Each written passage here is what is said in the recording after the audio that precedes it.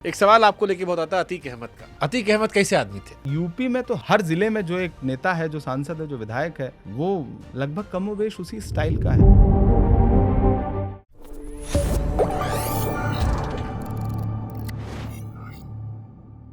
अतीक अहमद कैसे आदमी थे? जैसे आज के दौर में सब जनप्रतिनिधि हैं वैसे थे। मतलब जनप्रतिनिधि थे, फूलपुर से सांसद थे। हाँ, मैं इलाहाबाद यूनिवर्सिटी में पढ़ने के दौरान जहां रहता था, तो वो कॉन्स्टिट्यूंसी उनके लोकसभा क्षेत्र का हिस्सा। हाँ, मतलब हमारे भाई साहब बहुत किस्सा सुनाए कैसे आके मास्टर को टपली मार के वो सब करवाए हैं वो।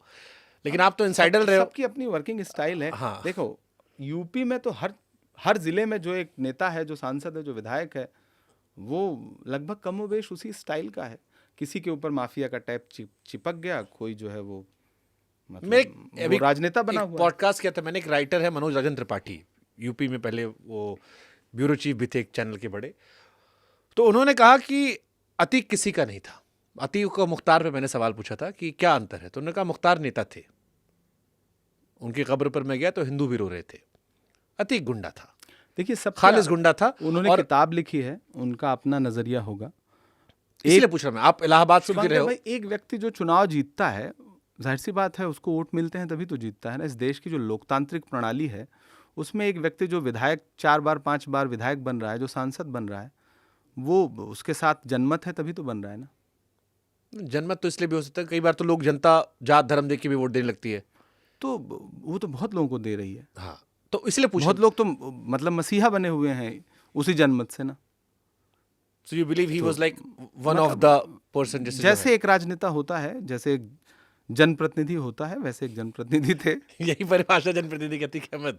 नहीं, देश में कई जनप्रतिनिधि ऐसे हैं। आप ठीक है, मीडिया किसी के साथ पर्टिकुलर वो एजेंडे को सेट करने के लिए वैसी खबरें चलाती है, वरना बहुत लोग ऐसे हैं। आप उत्तर प्रदेश की राजनीति को, बिहार की जैसे मैंने मदरसा कांड का जिक्र सुना, बिहार की राजनीति, इलाहाबाद में मदरसा कांड हुआ था, उसमें मुस्लिम महिलाओं का रेप, मुस्लिम बच्चियों का रेप हुआ था जमीन खाली करवाने के लिए।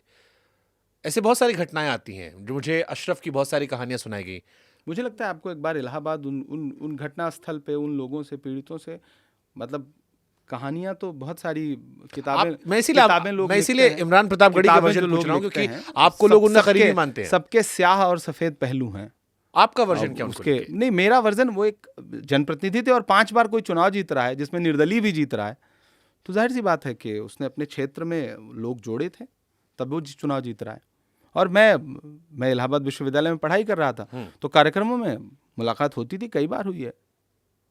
तो इसमें मतलब मुझसे वही बात है ना कि कोई आरोप नहीं है तो पूरी आईटी से लग करके एक आरोप ये भी चिपकाओ।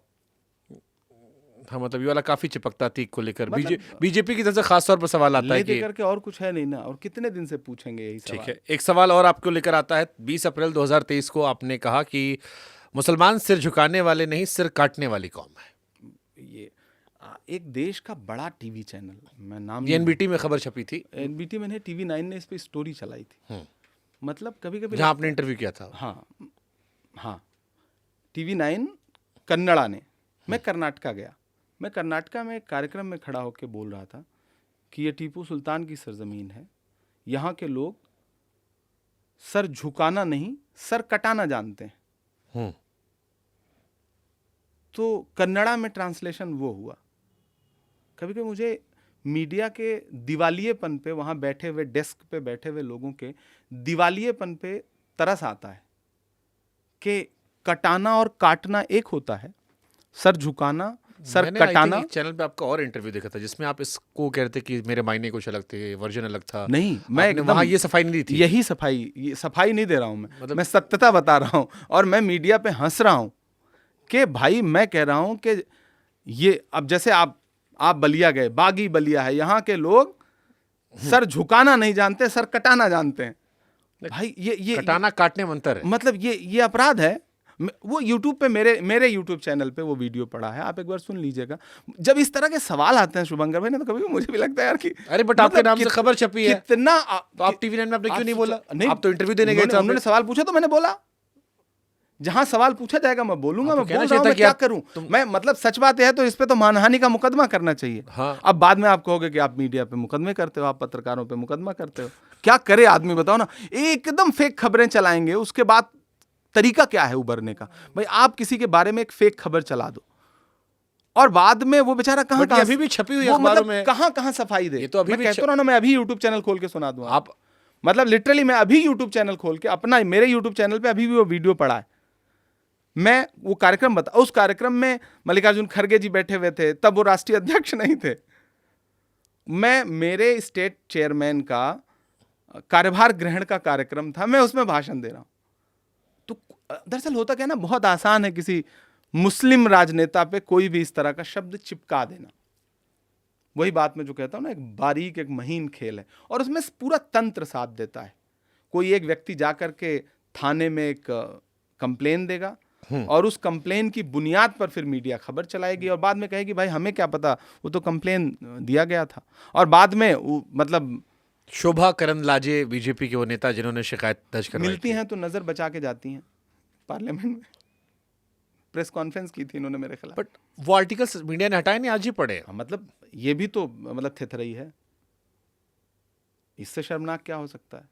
अच्छा, ये खबर इसलिए भी बड़ी हुई क्योंकि इसी बीच में नुपुर शर्मा प्रकरण हुआ आसपास। मैं मतलब आप कहेंगे तो मैं अभी सुना दूंगा। नहीं, मैं आप हाँ, मैं आगे मतलब वो निकाल लेना, तो तो जब हाँ, आप एडिट करना तो वो वीडियो आप निकाल लेना। हाँ, मैं कर दूंगा।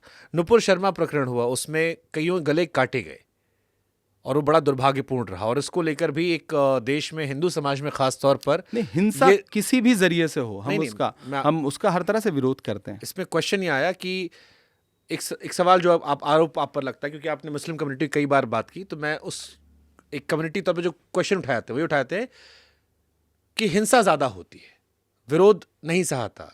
जैसे एक एग्जाम्पल आया कि जिन लोगों ने उस दर्जी का गला काटा वो जेल जाकर बाहर निकल गए, जमानत पर आ सकते हैं, लेकिन नुपुर शर्मा 3 साल से अंदर बैठी क्योंकि डर है निकलेंगे तो कोई ना कोई आ जाएगा जो काट देगा जबान कहने पर। जिन्होंने गला काटा था, हम पहली चीज तो उनकी निंदा करते हैं। हमारी सरकार ने उनको जेल भेजा और वो सब भाजपा के बड़े नेताओं के मतलब कार्यकर्ता थे। फोटोज हैं, आपने फोटोज देखी ही होंगी। बाद में जिनको भाजपा ने गवर्नर बनाया उनके साथ उनके कई विजुअल हैं।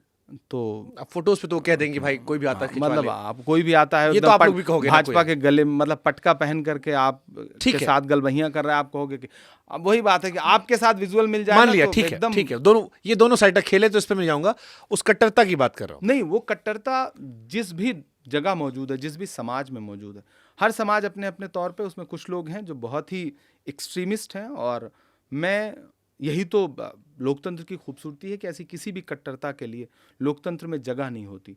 और एक साथ में किसी भी धर्म को टारगेट करके कोई भी बयान किसी भी व्यक्ति को नहीं देना चाहिए, नहीं देना चाहिए, नहीं देना चाहिए। और जो देता है वो लोकतंत्र में देश का नुकसान करने के लिए काम करता है। नुपुर शर्मा 3 साल से गायब है। मुझे तो कई बार विजुअल दिखते हैं, कहाँ गायब है वो? क्या मेरी जब उनसे, उनके आसपास के लोगों से बात, उन्होंने कहा कि एक डर है कि सिक्योरिटी याद दी गई है उस कट्टरता को लेकर। मुझे लगता है दिल्ली में बैठ के अगर किसी को डर है तो सरकार का बहुत बड़ा फेल्योर है। ये गृह मंत्रालय क्या कर रहा है?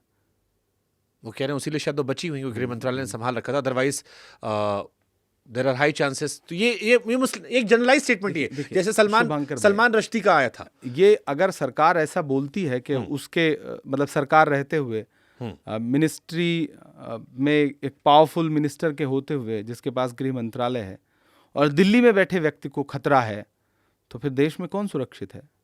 फिर हम लोग कहाँ सुरक्षित हैं? नहीं, ये एक जनरलाइज में क्वेश्चन पूछ रहा हूं। जैसे इस घटना के 2 दिन बाद सलमान रश्दी के साथ एक घटना हो गई, क्या, क्योंकि अब आप दुनिया भर में घूम रहे हैं, आप एक्सप्लोर कर रहे हैं, आप बेहतर समझते हैं, आप अपनी कम्युनिटी का इशू भी रेज करते हैं। एक ये आता है कि बहलाना आसान होता है क्योंकि गरीबी ज़्यादा है इसलिए बहलाना आसान होता है, ये आप मानते हो या आपको लगता है कि ये भी एक प्रोपेगेंडा का हिस्सा है? नहीं, ये प्रोपेगेंडा का हिस्सा है। किसी को इस दौर में बहलाना आसान नहीं, ये सिर्फ प्रोपेगेंडा है शुद्ध रूप से। और हर समाज में इस तरह के लोग हैं इस तरह के लोग बहुत सारे लोग। अभी मध्य प्रदेश में, महाराष्ट्र में आप उनको आतंकी मत बोलो लेकिन पकड़े गए हैं। ध्रुव सक्सेना को आप आतंकी मत बोलो, लेकिन वहाँ पे कोई सुहेल होगा तो उसको तुरंत पहले आतंकी कह के ही संबोधित करेंगे। तो नज़रिए का फ़र्क है। जो एक्सट्रीमिस्ट हैं, जो गलत अपराधों में लिप्त हैं, आप उनके लिए एक एक पर्टिकुलर शब्द का इस्तेमाल सबके लिए करिए ना, जनरलाइज करिए। अपराध अपराध है, आतंक आतंक है, वो कोई हिंदू हो, मुसलमान हो, सिख हो, ईसाई हो, वो कहीं भी अगर कुछ कर रहा है धर्म को लेकर के, वो मतलब दूसरों के साथ हिंसा करने पे उतारू है, तो ऐसे व्यक्ति की लोकतंत्र में कोई जगह नहीं। जैसे आजकल एक नया ट्रेंड चला है कि पहलगाम में घटना हुई, बहुत खतरनाक घटना हुई, हम सब ने उसकी बहुत कड़े शब्दों में निंदा की, भर्त्सना की, लेकिन जो लोग बीच में आए जिन्होंने कहा कि टेररिज्म हैज नो रिलीजन, उनको भी टारगेट बनाया गया। आप सोचिए ना कितना कितना असहिष्णु हो गए लोग। और ये कहा गया कि आप कहिए, आप इसको कैसे देखते हो? ये उन आतंकवादियों का मकसद क्या था? आपके देश को अशांत करना, और उस एजेंडे को तो फिर आप ही आगे बढ़ा रहे थे। नहीं, बट जैसे इसमें मेरी शिकायतें, इसमें दो तरह के है। एक तो मैंने उनकी भी शिकायतें की जिन्होंने कहा नो रिलीजन, मैंने कहा डोंट, आप सबको एक कैटेगरी में डाल रहे हो। दूसरा, एक एक्ट्रेस थी फलक नाज, उनका भी एक वीडियो अगर आपने देखा हो वायरल हुआ, तो इसमें कहा मैंने नहीं कि देखा। तो शी सेड कि being a Muslim I feel bad कि हमारे जो एक्टर्स हैं वो नहीं बोलते हैं क्योंकि पाकिस्तान में बैठे लोग नाराज ना हो जाएं। Some time it's good to raise your voice, आपको अपनी आवाज मुझे रेज लगता है करनी कि चाहिए, क्योंकि आपकी चुप्पी संदेह पैदा करती इस है। देश में बहुत सारे बड़े फिल्म स्टार हैं, वो किसी विषय पे नहीं बोलते। कई तो ऐसे हैं जो सिर्फ उस विषय पे बोलते हैं जिसका ट्वीट जो है वो पीएमओ से जाता है, सिर्फ उस विषय पे ट्वीट करते हैं। एक एक्टर वो भी जिनका नाम आप ले रहे थे शुरू में, कभी-कभी जिनकी तो पिक्चर का आप जिक्र कर रहे थे, वो भी बहुत ट्वीट करते हैं, आप लोग बड़ी गाली मतलब देते हैं। जो भी कर, नहीं हम किसी को गाली नहीं दे अरे रहे हैं। आप ही के कांग्रेसी IT सेल किसी- के लोग हैं नहीं, सारे। हमारे लोग किसी को गाली नहीं देते, ये शुद्ध रूप से मैं ये मना कर रहा हूँ। शाहरुख खान का हम जिस दिन गांधी- मोदी जी को गांधी- ट्वीट हम जाएगा, गांधी के रास्ते पे चलने शाहरुख वाले खान लोग का हैं। जिस दिन मोदी जी पर ट्वीट जाता है, आप उसका नहीं नहीं, हम तो देखिए, मान लीजिए शाहरुख खान कभी नहीं करते थे। हाँ। हम तो उनसे सवाल पूछ रहे हैं कि जो कहते थे कि डॉलर जो है ना, शुक्र है कि हमने डॉलर की अंडरवियर नहीं पहनी, जूही वरना चाव- डॉलर तो रोज गिर रहा है। जूही चावला। मतलब कई लोग थे।